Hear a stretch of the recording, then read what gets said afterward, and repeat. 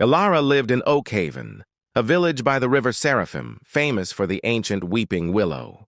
Her great talent was glass-blowing, but a past mistake, shattering a piece for her mother, had shackled her with crippling fear. She focused on safe crafts, like weaving, trembling whenever she thought of the furnace's liquid heat.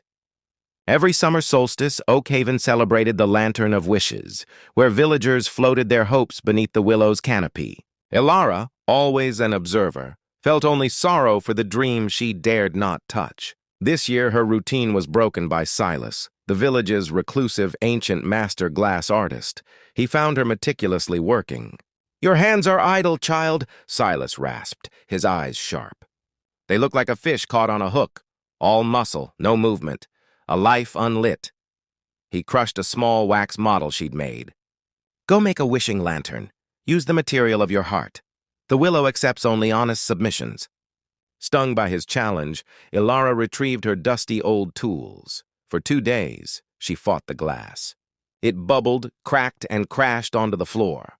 The heat was an enemy that confirmed her worst failures. But on the 3rd attempt, driven by sheer exhaustion and stubbornness, she managed to create something.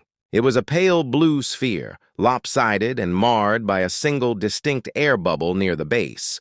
It was imperfect, but it was real.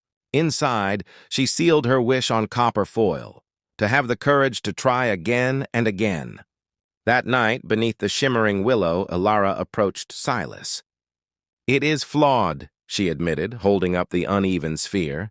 The candle flickered, exposing every imperfection. "Flaws are maps of where you've traveled, Elara." "Not markers of where you failed," Silas countered, his voice blending with the river's flow. "Launch your light. Fear cannot travel on the water, only hope can."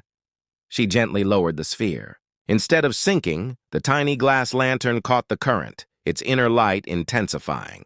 The imperfect blue glass became a beacon, gliding smoothly away. The cold, heavy fear that had gripped her for years finally lifted, replaced by a quiet sense of triumph. The next morning, Silas sat on her doorstep.